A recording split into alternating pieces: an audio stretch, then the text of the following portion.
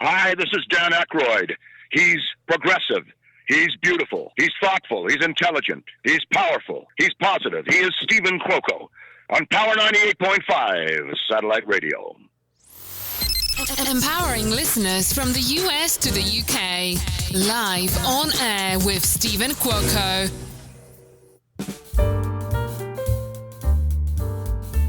Good morning, good afternoon, or good evening, no matter where you're at in the world. You're listening to Live on Air with Stephen Cuoco on Power 98.5 Satellite Radio, Power985.com, as well as Biz Talk Radio, biztalkradio.com. My show airs on Biz Talk Radio weekdays at 8 a.m., 12 p.m., and 5 p.m. Eastern, Saturdays at 10 a.m. Eastern, and Sundays at 9 p.m. Eastern. All great things of Biz Talk Radio. Once again, head on over to biztv.com or biztalkradio.com. Download the app, and we look forward to you tuning in. And if you happen to not be able to listen to any of the lives of Live on Air with Stephen Cuoco, which usually airs live on Power 98.5, you can always head on over to any one of your favorite podcast platforms, whether it's iHeartRadio, Amazon Music, Amazon Audible, and Spotify. Today, we have an extremely awesome, he's a friend. I don't use that word loosely, but I feel, especially after our conversation this morning before going live, he is a friend. I've been purging lately. Purging. I'm going to be honest. I've been frustrated. Feeling like I'm either on hold or I have to wait. And how often do you get just so fed up of being told, wait, you can't step on the stage just yet. Wait. No. You got to stay there. You can't take that first step on those steps to get to your stage. And I want to give a big thank you to Clara. She gave me a call yesterday. She said, I had this feeling to give you a call. And she said, I just want to let you know you have to be patient. She knew nothing what was going on. I didn't even tell her. She said, you just need to be patient. You've got so much more than what most people do who would love to be in your situation. Continue to work with what you have. And she said, what you're working for, it's going to come. Certain things on the back end, looking forward to sharing with you. I was recently filmed for a reality TV show, documentary. Well, not documentary, but a reality TV show on iHeartRadio. That's going to be coming out, I believe, in a couple more weeks. I'm looking forward to having those promotional materials for everyone. I will drop the name. I will share everything. And that's the other thing that's been fueling. So it's between the recent show, and then I attended a live with Kelly Ripa and Mark Consuelos, Kelly's husband. And I was there for like a 6-hour taping, if not more. I was there from, 8:30, 9 o'clock, and we left at 2 o'clock. And after being there, I felt as though I was looking at my dream, my goal, everything I've been working for over 30 years, and just watching the team and the producers and being on set. And it just, I felt like I was looking at a world that I'm so ready for. And like I said, I'm doing my self-service, giving myself grace, and, enjoying whatever refinement, whatever patience, whatever it is that may need be for me to get ready for whatever God in the universe has for me. I'm just going to keep doing all those small, big things, whatever I'm able, capable, feeling inspired to do without forcing myself having to do it. That's what I'm doing. And that's the one thing I want to let you know is don't force yourself to do something when joy is not part of your journey, your experience. So even when I'm pushing myself, encouraging myself, I look forward to having that joy, and for joy to be part of the process and the creativity and everything else, because you don't want that dead space. You don't want dead air. You don't want anything that's going to facilitate numbness and a lack of appreciation because you're doing something just to do it. It becomes meaningless and it's not worth it. Now, if that's your groove, if that's your thing, and you don't mind doing something because just to do it, because you just want to have it in a bag of feeling like, oh, okay, I did it, that's fine. That's your choice. If possible, find in that joy, that have that feeling of joy, that feeling of encouragement, that feeling of worthiness. That's what it is, that feeling of worthiness, of self-worth, because you did it for the right thing. You did it for the right reason. So sit with that today. We have with us, once again, Michael. I know my team had put the word out there, but I'm going to make it even more clear for you. We've got Mike Torchia with us today. He's been in the industry for decades. He is the host of Live Well and Thrive podcast. He has worked with countless people, from A-list celebrities to people who have regular lives but want to make a difference in the health and fitness. He's a health and fitness advisor. He's based out of California. He's worked with the likes of Sly Stallone, Matt Damon, Al Pacino, the Jonas Brothers, Ariana Grande, Snoop Dogg, and many more. He's an overall incredible human being, a well-rounded man. He's my brother from the East Coast. We're both from the East Coast, living on the West Coast, even though I'm heading back to the East Coast for a little while. But hopefully I'll be back on the West Coast, and I'm sure I will. Michael, welcome to Live on Air with Stephen Cuoco. Thank you for being patient, and I'm excited to have you with us today on Power 98.5 and Biz Talk Radio. Well, thank you, Stephen, for that wonderful introduction. I truly appreciate your kind words, and it's a pleasure to be on your show. Bring us up to speed. You're doing a lot. You have a lot going on with your businesses. What should we all know about who Michael is, what your goals are, what's happening with you, and what gives you that inspiration and fuels your passion for life and success?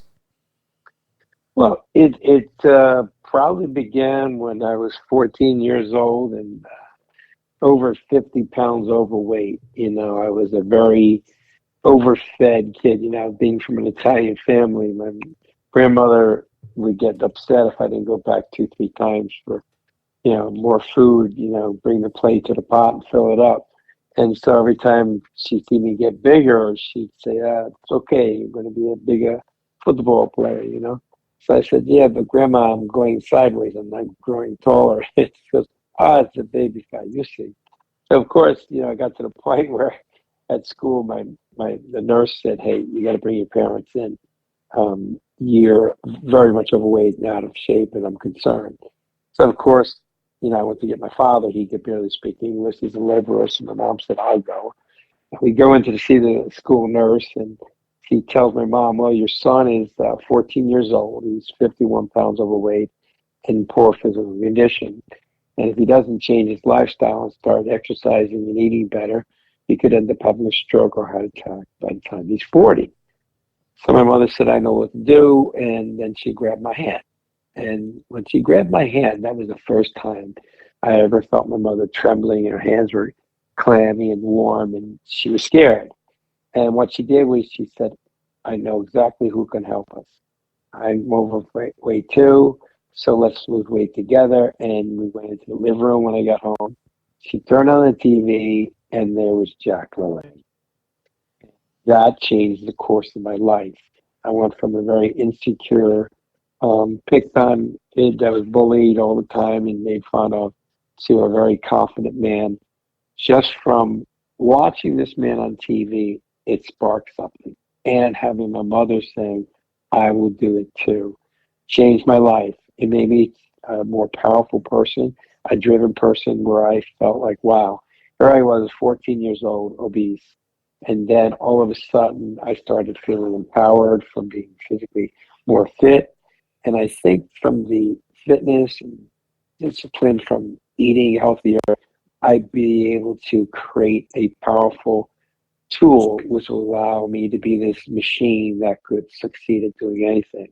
And I got to tell you something. I ended up not following my father's footsteps as a landscaper, which he wanted me to do, and ended up becoming a follower of Jack LaLanne, became my mentor, and then I started doing my own kind of, presentation towards inspiring people to become healthier and fit. And I started doing a lot for kids with the Boys and Girls Club and other foundations. But I kind of fell into the celebrity training when I came out to California. I just happened to be, walking by the front desk when John Tesh called up. He used to host Entertainment Tonight. He said, "Hey, Connie and I," because he was married to Connie Selleck, need a trainer. And sure enough, that started my path as a celebrity trainer. But after that, I ended up, I was so driven from being a young man and being physically fit, this newfound energy, I've been able to accomplish anything. And that's why I tell people it's essential, besides studying and building up your academic level, you need to be physically fit, because what good is being rich and powerful like Steve Jobs, and he regretted not taking care of his health. He lived basically off of soda and pizza, never emphasized anything for quality of life. So what I do is when I work with anybody, and it can be a civilian, as we call it, everyday person, or to a celebrity, I make sure they balance their life in every way, mentally, physically, emotionally. It's not just a diet program or exercise program. It's a way of life, avoiding toxins, how to deal with stress, like what you're going through, Stephen, how to handle that stress. Don't let it rent space in your head. Get it out, find outlets, think positive. Because, when you get upset and you get emotional, your body starts to secrete these hormones called cortisol, which cause lower back fat, lower tummy fat, neck fat. It just creates negativity and gives you this sick feeling all over. It's not just accumulation of fat. So even thinking upset and negative has a detrimental effect on your metabolism, your overall body chemistry. So that's why I tell people, try not to get upset. If you do, shift gears, focus on things, use that power you have for more focused effort, because you're using a lot of energy when you're ranting and raving. Use it towards finding a solution to what's not allowing you to get to where you want to be.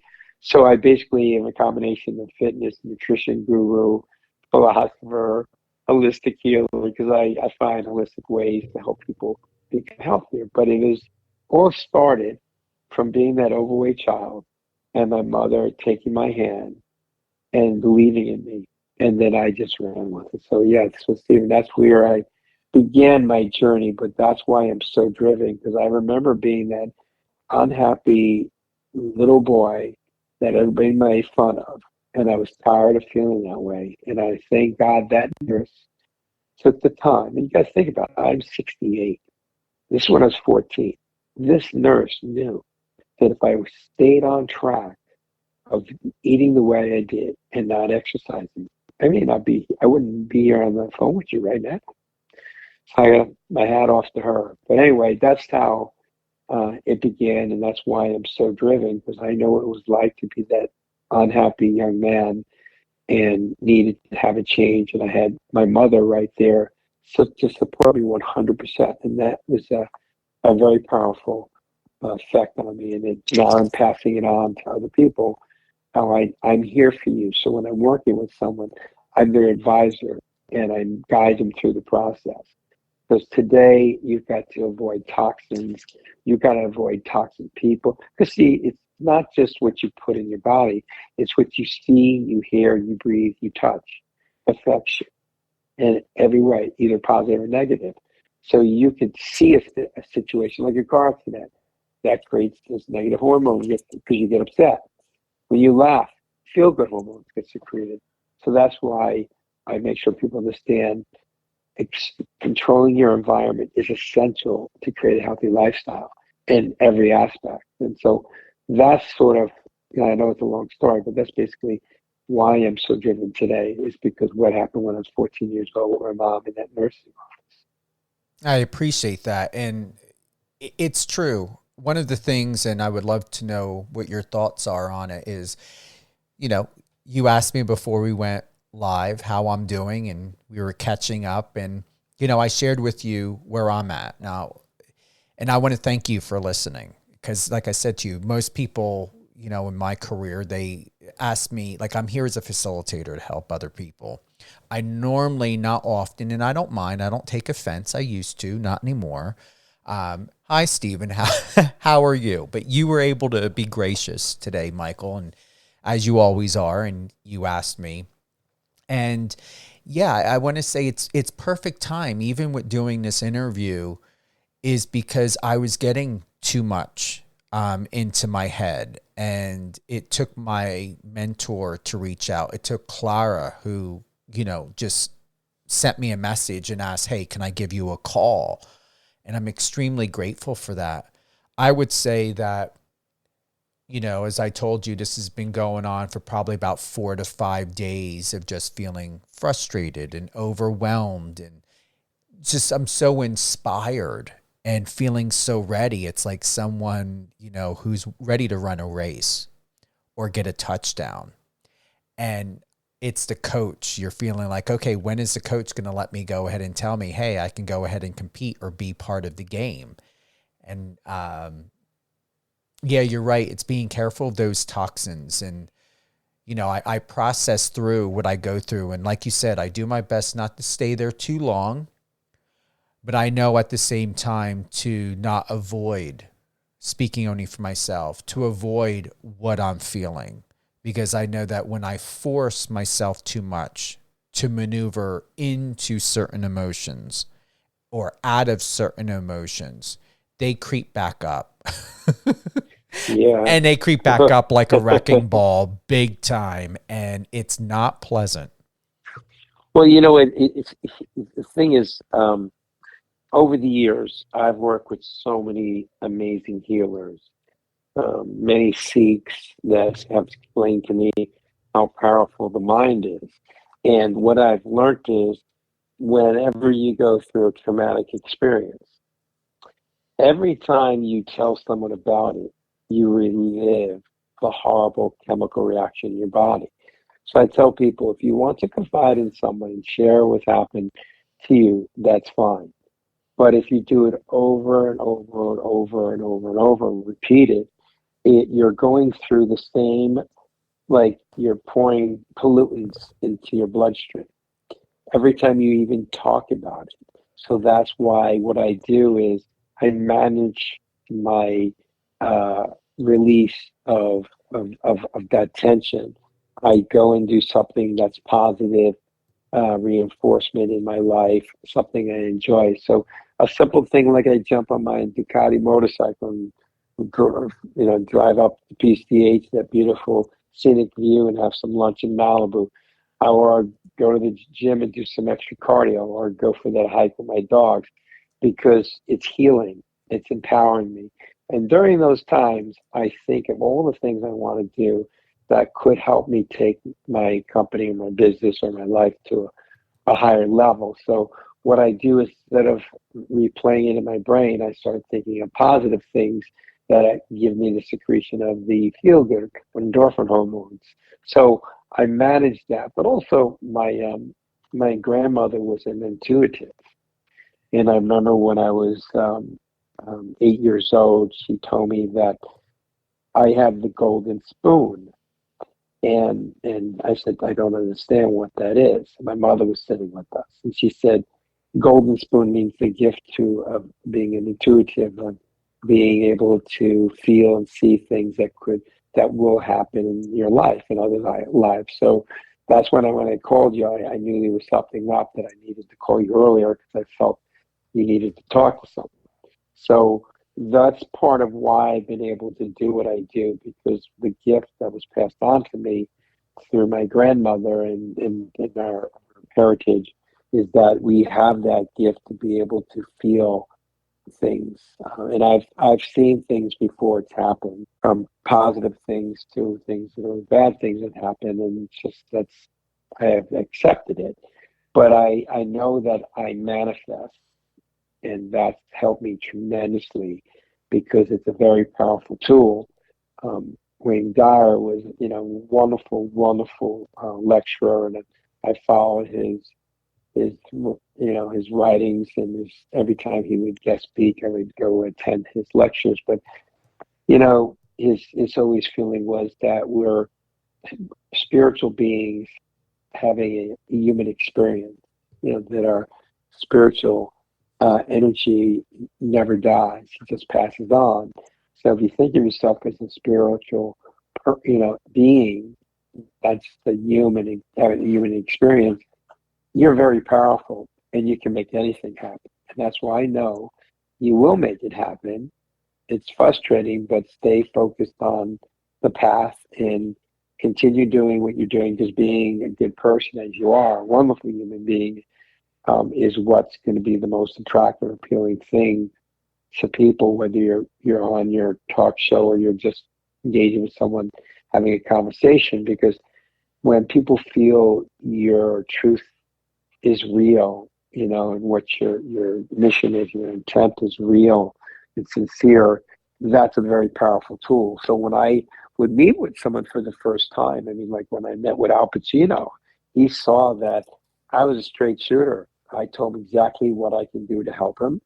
I got him to accomplish his goals. When he used to joke and tell people, hey, when I feel like working out, I lay down till the feeling goes away. But every time we had an appointment, he never missed a workout. He always enjoyed the workouts because I had a style of working out, because I'm a storyteller. That's why Matt Damon loved working with me, Nicole Kidman, Keith Urban. I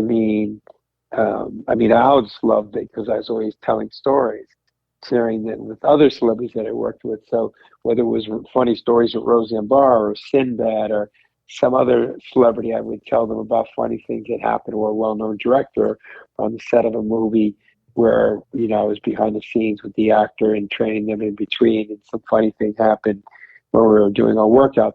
I would constantly keep their mind distracted. So all of a sudden, after the hour's done, they're like, wow, I can't believe it. I felt like it was only like 20 minutes, because I was able to put their mind in a happy, positive place. At the same time, I'm making sure that they're feeling the movement and focusing on what they're doing. But I become a storyteller that lets them know that I care about them. I'm walking them through the workout and made it a fun experience. So like when I worked with Rodney Dangerfield, he said to me, Mike, what makes you a great trainer is your delivery. Because I had asked him one day, what makes a good joke? He goes, how do you deliver it? The joke isn't it's funny, it's how you deliver it to the audience. So the same thing with you, Stephen. You're very good. You're very articulate. You're warm and friendly, and you're real. And you share with the audience how you're feeling. And I think people want that, because otherwise, if you're all upbeat all the time and positive, they're like, hey, this guy's not real. Because we're human. We have our weak moments, right? So I just want to say, it's just a matter of time with you. It's not if, it's just when. Don't be too anxious, because it will happen. It's just that sometimes it takes a little bit longer than what you wanted, Yeah. But like when I was looking for my podcast studio, I was going through, I didn't want to have a podcast studio that when my guests walked in, they felt uncomfortable. I remember I went to this one podcast studio, I think it was called Pink Cloud, down in Pico near downtown LA. Mm-hmm. And I pull up and it's an empty storefront. I call the guy and I said, listen, there's nothing here. He goes, no, we're in the back of the building. So I go down this alleyway and I only see one door, and I call, and it was locked, and I call him. I said, hey, there's one door, but it's locked. He goes, oh, knock on the door 3 times. I said, okay. So I knock on the door 3 times, and then I hear him say, Mike. I go, yeah. He goes, okay, great. And then he said, let's go. And we start walking down these stairs, and he goes, oh, the light bulb burnt out this morning, so hold on to the railing. I don't want you to fall. So we finally go down there, and we go in this dungy place, and it's like this like this basement, dark, and an old scruffy couch. And he was saying, here, it was it. And I was like, nah, this is not going to work for me. So I went to so many other places that were ridiculous. Until I found this one studio. When I walked in, it's in a house. It's a beautiful place that Live X has, where they have these young musicians writing music, cutting demos, and they're sitting in the kitchen and breaking bread and talking about the lyrics on the new song. And I felt all this beautiful energy. Then I went out to the garden, and they have this waterfalls, and this Italian chef that makes this incredible buffet of food, for people at the house. And I said, this is my studio. And I got to tell you, all my guests, when they come over, they're like, hey, what do you want to eat? The chef comes out with an Italian accent. They'll make up a plate of pasta or meatballs or whatever you want. If you're healthy, I'll make you some grilled chicken and steamed broccoli. When Braun Perlman came over, we have a girl bartender, and she made him a martini. So when people come to my podcast, it's like coming to someone's home. And then when you're in my studio, it's like sitting around the fireplace and having a firehouse style, what they call chat, fireside chat. So I'm just saying that I made sure the element and environment where I have my podcast is so conducive for people to be real, to put their guard down, and just have fun as if we were just the two of us having a conversation. And I think that's why my podcast is really going so strong and viral, because people feel like this sounds like two guys or girl and a guy talking about life, and wow, that's cool stuff. And we share stories. I tell stories, they tell stories. And when I interview my guests, I ask them about who they are, where they came from, how did they begin their journey. So by the time the podcast is over, you know everything about my guests, their driving force and what they're doing and what they're planning to do currently with their life. So that's sort of like what I'm sharing with you, is things that I think if you just take a beat, stay positive, and listen to all the people that are around you to support you, it's going to happen. And if you got to go to the back east, that's okay, because the many times I went back and forth to the East Coast I finally came back out for good. Quite a while. And my father kept yelling at me, you got to stay in one place. You're not going to grow roots, because he was a landscaper. Everything was about plants, roots. So, and he was right. So I stuck it out, and sure enough, it paid off. I've got such great friends, and I really feel that it's just a matter of time with you, Stephen. That's all it is. You're doing everything right. There's nothing you can do different. Just keep out there, keep positive, networking, going to events, doing your thing, and I know it's a matter of time. You're gonna hit it big. You have what it takes. I don't say that so freely about people, but from your personality and your heart and your warmth, the way you talk to your audience, is just a matter of time, brother. Seriously. I appreciate that, and thank you. And like I said to you, and I'm going to be honest, I almost wasn't too sure if I was, should do more in the best interest for you this episode, because I just wanted to make sure that I was in the right mindset, because I wanted to take responsibility of how I was feeling, what I was feeling, and then to be able to, just be responsible, to just put it simply. And I did pray about it, and I didn't feel like I was, going to be bringing you into a toxic situation. And I wanted to make sure that I was aware exactly how I felt of, knowing that we would both be in a good environment and we would both be in a safe space. And I want to thank you for being so strong in who you are, in understanding your truth and who you are as Michael Torchia, and who you are as a man and as a professional and as an intuitive, like you said earlier. And that means a lot to me. And thank you for that. Not only for sharing your story, also the words of encouragement, and knowing that you're not just saying these things just to say them. I believe you, that you know your own truth well enough to identify and recognize someone else's truth. No, exactly right. And the thing is, it's good that this happened. It was meant to happen because, look, people have bad days. And when they're listening to this show, they're going to go, shit, he's being real. Holy shit. Because if you notice, a lot of times people do a show and they never really tell the audience how they're feeling. You're being real. You're telling them, hey, this is what's going on in my world. This is what I was feeling before I came on. I think people could start to understand, like, wow, he's like us too, because not every day is going to be a sunny day. So you sharing this is saying, holy shit, there's probably people listening right now. Yeah, my day sucked too, but that's okay because now they feel like, wow, but I can get through it. Steven's getting through it, and I can do it too. So that's what I'm saying. It's okay because, you don't want it to be all like this perfect show. You want to be where, yeah, you talk about, some days it's the most incredible life I have, and then some days it's really stressful. And I'm feeling it today, but I'm going to get through it, and then now people go, wow, he's just like us, because if you look at your photos, you're a great looking guy and you look healthy and you're vibrant, but they would never think that you'd have a meltdown day like today. But that's okay because that shows, but it's not a bad meltdown. Yeah, it's I know. You're just venting, right? But the thing is, you got to let it out. I mean, that's why, like, my mother used to say, you can either be that type A, type 2. Type A is like the microwave, where you get it out, but then you get over it. And then the other one is the type 2, where it's like a crock pot, slowly stews, and that's why people who have cancer, it slowly rots them. But if you're a type of person that gets it out, releases it, and then move on, it's better. Otherwise, if you keep reliving it, and it rots you from inside and out, So you're just venting, you're letting it out, moving on. You're doing the show. We're having a great time. We're sharing stories with each other, and your audience is learning about both of us at the same time. I'm sure they're taking this as ideas for themselves, how to deal with situations. But again, it's a real show.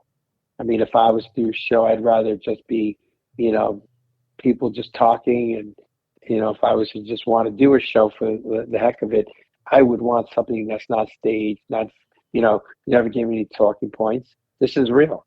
Everything we're talking about is spontaneous and real. And that's what I think people are going to appreciate with your style, is because you don't want to have talking points. You want to get on, or have a conversation with your guest and let them share what's going on in their life. So this way, when you're reacting to the way you would be for the first time, instead of knowing all the things that you're going to share with me. That's why I was glad that we didn't even discuss it. We just said, hey, let's get on, let's have a fun time and do the show. Because that's what people want real talk, as if they were just flies on the wall listening to you and I having a conversation. And that, I think, makes it more fun and exhilarating. I like that. And thank you. And to go back to what you said earlier about exercising, walking is something that has always, my entire life, since I was able to walk, that clears my head. And it's even this emotional walk with you right now that's inspiring me and encouraging me and enlightening me. And how so often I encourage anyone that when you feel like you don't want to do something, really look into asking yourself why, create some possible bullet points. And to be honest, Mike, I not too sure how your journey is, if you can relate to this, but I find that I tend to do more things I'm uncomfortable with doing, not wanting to do, not forcing myself, but not wanting to do, knowing that that is the moment I'm supposed to walk through the door, because I know that there's going to be growth and refinement and evolution happening in my life, just like right now. Yeah, I mean, there's a lot of times when I've said, oh man, I don't want to have to go to this event, but I know that it's important I go, and I did go, and I made the best of it, and I ended up having a great time. But there's times that, you just got to realize, it's work, and you have to you might have worked all week and then you have like this event I did on Sunday. I mean, listen, it's a joyful event, but I go nonstop, man. 7 days a week. So usually, like, I try to do things on a Sunday morning, but then the rest of the day I want to just chill, organize, plan my day the following day. And then I'm like, oh, I got to do this event. But you know what? I ended up saying, I got to do this. It's part of the process, and I had a great time. Sometimes we have to do things that we're a little hesitant, but I think as we navigate through it, we end up realizing that there's such great benefit that it's okay. Sometimes you have to rationalize it yourself, but I just think that in general, you got to work. If you want to earn it, you've got to work for it. You can't expect people to just hand it to you because maybe when you're younger, you can kind of luck out on some situations, but I think for the most part, if you work hard, you can achieve anything you want, not just at all at once, but you need to work for it and be patient because sometimes if you're not patient, you can end up rushing through life and not even enjoying. Because listen, part of the biggest part of my life isn't that where I've gotten. It's been the journey to where I am today. And I enjoy every moment.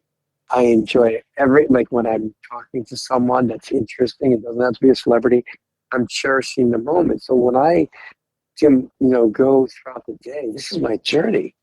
Everybody thinks, oh, I can't wait to, like the first time I was going to make my first $1 million, I thought, wow, I couldn't wait to make the next $1 million, and I just said, you know what? That's such a superficial goal. I want to make things happen. Making money is easy if you work hard, but I want to do something more than just making money. And that's where I started shifting my direction, my goals, and I stopped just thinking about money because I came from a poor family. So everything was my father. When I used to call my father, he'd say, "How much money did you make today?" Then I tell him, and he goes, "Not enough." So, but the number would have been anything, could be a tremendous amount of money. He'd say, "Not enough." So I focused on not just thinking of that dollar amount. I focused on what I'm doing, and changing lives, and inspiring people. That is what excites me. So I went through some reinventions, but I ended up finding a path that makes me happy. But I tell people, enjoy the journey, even the rough part, because like in that movie Vanilla Sky, in order to enjoy the sweetness, you have to taste the sour. So I had plenty of sour like you have, Stephen. So when the beautiful part of life starts rejoicing and giving you beautiful gifts, enjoy it because you're going to appreciate it, especially after like a day like today when you've had these emotional feelings that have put you on a little bit of a roller coaster, but you'll get back on track. And all of a sudden you're going to get a phone call and you're going to call me up and say, Mike, you're so right. Wow. Because it happens, but enjoy the journey, the good, the bad, the ugly, because that's part of the journey. But I guarantee, man, it's just going to take time. And if you have to go back east, that's cool too. Just don't stay there too long, okay? Because like you got to grow roots where you feel it's going to be your home. Because I made Los Angeles my home because I felt it's right for me. Between the lifestyle, the weather, business opportunities, I just felt this is my place. And you got to enjoy the journey. It's not a race. Don't try to race through life. I'm not looking to live to 120 years old like that tech billionaire. I'm just looking to live a quality life. And if I drop dead at 89, so be it. But I had a hell of a life, So that's how I take it. And if I want to have a glass of wine and I want to puff on a cigar once in a while, that's okay. They say, well, it'll shorten your life by 2-3 years. Well, you know what? I don't want to have a boring life either. So if that makes me happy, I'm going to ride my motorcycle. I'm going to puff on a cigar once in a while. I'm going to have a little of that brandy or that tequila shot. And I'm going to enjoy my life because even though I'm in health and nutrition and all that, once in a while I like a nice glass of wine. So I just tell people, enjoy life. Don't nitpick and tear yourself apart. Don't